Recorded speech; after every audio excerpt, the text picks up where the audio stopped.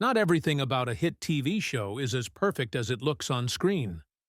Some actors carry personal secrets while filming, keeping fans completely in the dark. I come from a background of theater, so I felt even nervous being there, knowing my lines and forgetting my lines, but like being in that position still sort of made me nauseous, because I've definitely gone on stage and just gone up on lines. No one can help me. The pressures of maintaining a public image can be overwhelming, and many cast members go to great lengths to hide parts of their lives. Where do we want Ryan's dad to sit? As far away from me as possible. Oh, hi. Where's Ryan's mom gonna sit? In Winnipeg, they're divorced. What they choose to conceal might shock even the most loyal viewers. Behind the laughter, jokes, and scripted moments, real-life struggles quietly unfold. Great news, you guys! Chloe Foster fell off the balcony in rehearsal and broke her collarbone. How is that great news? Well, not for her, but for me. I'm the understudy, remember? Now I get to be Juliet. Wow, honey, that's great. When is it? This Saturday. Some revelations only come years later, when the actor finally decides to share the truth. These hidden truths can completely change how you see a character, or even the show itself. Keep watching the video as we reveal what Mandy Baxter kept concealed while filming Last Man Standing. All about the world. I was already in it while you were still busy ruining Mom's body. Table for one? Yes, but I'm not alone. I'm recently married. Yes, my husband is off conducting business. Mandy, nobody cares. For many years, Last Man Standing was a familiar Friday night favorite that families watched together. The humor, the cast, and the storylines felt easy to enjoy and dependable. But over time, the show began to change in ways viewers didn't expect. Key cast members started disappearing. New faces didn't land the same way, and fans were left wondering what really happened. Why did certain characters vanish without much explanation? Were the changes about storytelling, personal choices, or something happening behind the scenes? The real reasons turned out to be far more surprising than most people realized. After stepping away from television for several years, Tim Allen returned in 2011 with Last Man Standing. Taking the role wasn't simple for him. He had already rejected several major offers, including one from CBS that would have paid him $1 million per episode. This show felt different. Creator Jack Burdett imagined Mike Baxter as a character who felt like a more mature and seasoned version of Tim the Toolman Taylor. That idea didn't immediately convince Allen. He worried the role was too close to what he had already done and turned it down 3 separate times. What finally changed his mind was the deal he was offered. Allen was given creative authority. Along with starring in the series, he would also be an executive producer and help shape the direction of the show. That level of control later became important as the series began leaning into political discussions. ABC wanted the show to feel like a modern take on All in the Family. The goal was to center the story around a conservative father whose opinions would be challenged by his own family. The network placed the show on Friday nights, a time slot known for struggling ratings, hoping Allen's popularity would carry it. The plan worked. When the series premiered in October 2011, 13.2 million viewers tuned in. It became ABC's most successful comedy launch since 2004. Even in its first season, the show won its time slot and performed especially well with adults aged 18 to 49. Over the next 6 seasons, ratings stayed strong, averaging more than 8 million viewers per episode. Because of that success, ABC's decision to cancel the show in 2017 stunned many people. What added to the shock was the quiet exit of several main cast members along the way. During the first season, Alexandra Krosny played Kristen Baxter, Mike's oldest daughter. Kristen was a young single mother who had her son Boyd at 17. She lived at home with her parents and worked as a waitress while trying to manage adulthood. Viewers responded positively to Krosny's performance. She made Kristen feel real, blending attitude with warmth in a way that felt natural. Her fast back and forth with Tim Allen stood out, and she handled Kristen's struggles with genuine emotion. Then, after season 1, ABC announced she wouldn't be returning. The explanation given was creative differences, but the situation was more layered than that. Behind the scenes, producers wanted to change Kristen's direction. Instead of portraying her as a young mom still figuring life out, they wanted her to feel older and more settled. The goal was to give her stronger footing to challenge Mike Baxter on social and political topics. To support that shift, the role was recast with actress Amanda Fuller. There was also a visual concern. Although Kristen was the oldest sister, Krosny was younger than Molly Ephraim, who played Mandy, the middle daughter. Producers felt that mismatch didn't work on screen. Amanda Fuller, who was older than both actresses, fit better as the eldest sibling. In December 2011, Nick Jonas appeared in a guest role as Ryan Vogulson, Kristen's ex-boyfriend and Boyd's father. At just 19 years old, his casting was designed to draw attention and help ratings during a holiday episode. Ryan was written as immature and unreliable, a teen who ran from responsibility. That version of Ryan was fairly basic, but Jonas's appearance created buzz. Things shifted in season 2 when Tim Doyle took over as showrunner. He wanted to give Ryan more substance. Instead of a one-note character, Doyle aimed to turn him into someone intelligent who could stand toe-to-toe with Mike Baxter on political topics. The plan was to keep Ryan around and weave him more deeply into the family. That plan moved forward, but not with Jonas. In 2012, Jordan Masterson stepped into the role. Known for his work on Greek, Masterson reshaped Ryan completely. This version was thoughtful, confident, and outspoken. He wasn't just a nervous teen anymore. He became someone capable of debating Mike on values, beliefs, and politics, which gave the character a much larger role in the series. In May 2017, ABC announced it was canceling Last Man Standing, catching fans off guard. The show was still pulling in over 8 million viewers and performing well for its time slot. Most people expected it to continue. Instead, the decision came with little warning. The timing raised even more questions. Just 2 months earlier, Tim Allen had joked on Jimmy Kimmel Live about what it felt like to be conservative in Hollywood, comparing it to life in 1930s Germany.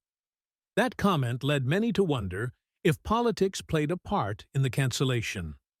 ABC President Channing Dungey denied that, saying the network wanted to move away from Friday night comedies and focus more on fantasy and science fiction. To fans and cast members alike, the explanation didn't sit well. Tim Allen shared online that he felt shocked and caught off guard. Nancy Travis, who played Vanessa, expressed her disappointment publicly. Hector Elizondo, who portrayed Ed, hinted in interviews that political views may have influenced the decision after all. While the older cast members were taken aback, younger actors like Molly Ephraim and Caitlin Dever had already started moving on, assuming the show wouldn't return. Fans, however, weren't ready to let it go. They launched one of the biggest Save the Show campaigns ever. Within a single day, a petition to bring the series back gathered over 400,000 signatures. Fans flooded Twitter with millions of posts using the hashtag #LastManStanding. Some sent toy tools to ABC's offices, while others paid for billboards in cities such as Los Angeles and New York. Even politicians got involved, with Wisconsin Governor Scott Walker suggesting the cancellation could have political motives. The reasons behind the cancellation, however, were more complex. ABC had to pay $3 million per episode, because the show was produced by 20th Century Fox. On top of that, Tim Allen's salary of more than $200,000 per episode added to the high costs. After the cancellation, Fox executives began shopping the show to other networks, including CMT and NBC. Ultimately, Fox decided to bring it back. On May 11, 2018, they officially announced the revival. This decision wasn't driven solely by fan demand. Fox noticed how successful ABC had been with the Roseanne revival, which drew millions of viewers. Seeing a similar opportunity, Fox took the risk, investing $50 million to make it happen. A few days before the announcement, Tim Allen teased fans on Twitter, encouraging them to keep supporting the show. Reviving the series wasn't simple. The timeline was tight. Fox announced the return in May 2018, with a premiere scheduled for September, leaving just a few months to write, film, and prepare. Writers began working on scripts in June, giving them only 15 weeks to complete them. Filming started in August at the same studio as before, but the original set had been dismantled, so it needed to be rebuilt. To meet deadlines, the production team filmed 3 episodes each week. Later, the COVID-19 pandemic forced a pause, creating additional challenges. Costs also rose for the revival.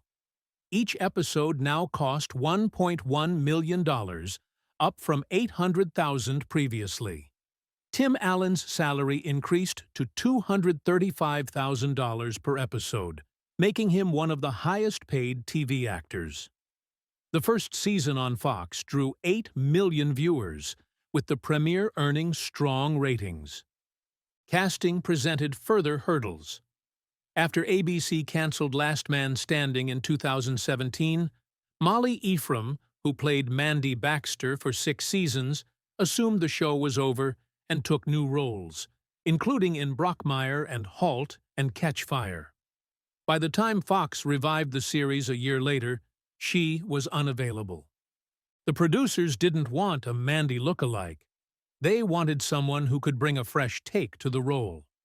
After a search, they cast Molly McCook. She didn't resemble Ephraim, but the team embraced the differences and even incorporated jokes about it on the show. When McCook debuted as Mandy in Season 7, some fans reacted negatively, sparking the hashtag #NotMyMandy trend. McCook didn't try to imitate Ephraim. Instead, she made Mandy her own, highlighting her love for fashion and her dream of becoming a designer. Over time, fans warmed to her, especially after emotional scenes with Tim Allen.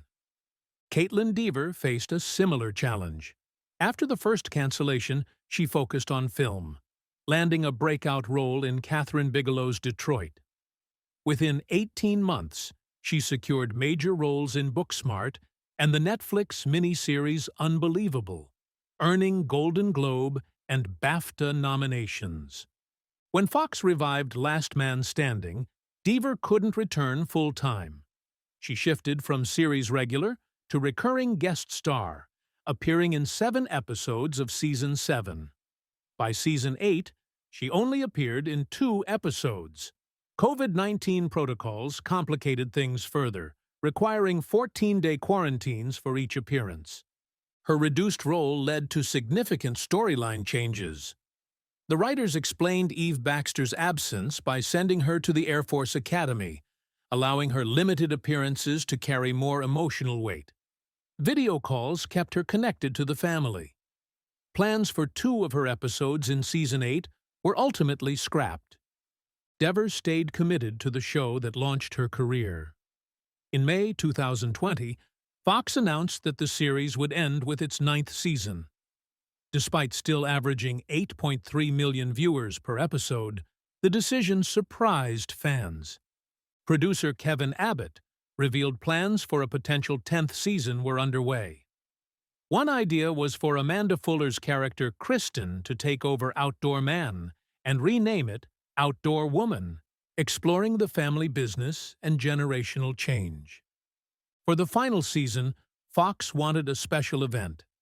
Abbott was hesitant at first, but writer John Hoberg suggested bringing back Tim Taylor from Home Improvement. This sparked discussions about connecting the two shows. The team had previously considered other crossovers, like a shared universe or Tool Time reunion, but legal issues prevented them. Bringing Tim Taylor into Last Man Standing required extensive negotiations with Disney, which owned the Home Improvement rights. Abbott even threatened to move forward without Disney to push the process along. Tim Allen, playing both Mike Baxter and Tim Taylor, had conditions. Taylor had to be treated with respect and have a clear reason for being in Colorado. The episode was rewritten 3 times to meet everyone's expectations. Allen prepared by rewatching Home Improvement, ensuring Mike and Tim felt like 2 distinct characters. The final episode included subtle references to Home Improvement and explained what happened to Tim Taylor after the original series ended. This crossover became one of the most memorable moments of Last Man Standing's final season. Even though much of the focus around Last Man Standing has been on cast changes and network shifts, one of the most talked-about elements among fans was what Molly Ephraim, the original Mandy Baxter, was dealing with off-camera while filming. For years, fans didn't know what was going on in her personal life. She kept it private, and the public only saw smiling photos and red carpet appearances. But behind that smile, Ephraim was handling struggles that didn't make headlines at the time. During her time on the show, Ephraim was balancing more than just a demanding work schedule. She was also working through the early stages of becoming an adult. Many actors transition from young roles into more mature parts during that period of life, but few do it while starring on a major network sitcom. Ephraim was still finding her footing as an actress and as a person. The pressure to perform and to live up to fan expectations weighed on her more than most people realized. When Season 6 ended and the show was canceled by ABC, Ephraim took time to reflect. She didn't rush into new roles. Instead, she chose projects that challenged her and helped her grow. This was a period of change and self-discovery. She took roles in Brockmire and Halt and Catchfire, but she also used that time to explore her identity and what she wanted from her career. Ephraim rarely spoke publicly about how difficult it was to step away from a show that had been part of her life for so long. She had grown up with the character of Mandy, and the transition felt like leaving part of herself behind. Fans saw her new work, but few knew the internal work she was doing. Looking back, Ephraim shared in interviews years later that she was trying to grow into new kinds of roles, ones that didn't box her in as the daughter on a sitcom. Meanwhile, when the show returned on Fox and Mandy Baxter was recast with Molly McCook, it became a major talking point online. Some fans were unhappy, and the hashtag #NotMyMandy trend spread fast. At first, McCook felt the heat. Every social media post meant comparisons, and every review felt like it was weighing her against Ephraim. That would be hard for any actor, let alone one stepping into a beloved role. McCook handled it with a quiet confidence that not all performers show early in their careers. Instead of trying to mimic Ephraim's portrayal, she leaned into her own strengths. She gave Mandy a more open sense of humor, a clearer idea of her ambitions, and a visible passion for fashion and design. Slowly, the character grew into someone new, someone distinct from what audiences remembered in earlier seasons. The shift wasn't immediate. It took months for fans to adjust. Some never did. Others warmed to the new Mandy after seeing how McCook approached emotional moments with sincerity. Those scenes, where she connected with her on-screen family, showed a depth that went beyond jokes or one-liners. The performance wasn't just acting. It was part of McCook's effort to carve a place for herself in the show's legacy. Behind the scenes, the cast and crew supported her. Tim Allen made it clear in interviews that he valued McCook's version of the character. He talked about how she brought fresh energy to the set, and how that influenced some of the story choices in the later seasons. That wasn't something fans saw at the time, but it showed how important it was for the production team to embrace the change rather than resist it. While McCook was working on building her version of Mandy, Caitlin Dever's path was taking her further away from the show. Dever's work in films like Detroit and Booksmart earned attention and acclaim. Critics praised her range, and fans appreciated the intensity she brought to dramatic roles. When Last Man Standing returned on Fox, it was clear Dever's career was on a different path. Her reduced role wasn't just about scheduling. It was about a young actor stepping into opportunities that resonated with her personally. The storyline that sent Eve Baxter to the Air Force Academy was written in a way that made sense within the show's universe, but it also reflected Dever's real-life climb. As she took on more demanding roles, she needed space to grow outside the world of sitcom television. That transition gave her new credibility as a serious actress while keeping her connected to the show that had introduced her to millions. Off-screen, the cast remained friendly. Reunions and events brought them together, showing that even though their paths diverged, the bond wasn't broken. Fans saw photos of cast members reunited years after filming wrapped, and conversations online shifted from criticism to appreciation. People began to look back at Last Man Standing not just as a show, but as a chapter in the careers of actors who were still building their futures. Years after the final season aired, there was still talk of what could have been. Producer Kevin Abbott's ideas for a 10th season were discussed in podcasts and fan forums. The notion of Kristen Baxter taking over Outdoor Man and renaming it Outdoor Woman sparked speculation about storylines that never made it to script. Those ideas lingered as what-if scenarios, reminders of how many directions the show might have taken. The episode that brought Tim Taylor from Home Improvement into the Last Man Standing universe became one of the most talked-about crossover events in sitcom history. It gave longtime fans a moment of connection between two eras of television. It was a nod to the past, but also a way of closing the series with a moment that felt meaningful rather than random. Thanks for watching. If you enjoyed this deep dive into Last Man Standing, make sure to hit that like button, subscribe to the channel, and turn on notifications so you don't miss our future videos. Let us know in the comments which behind-the-scenes story surprised you the most.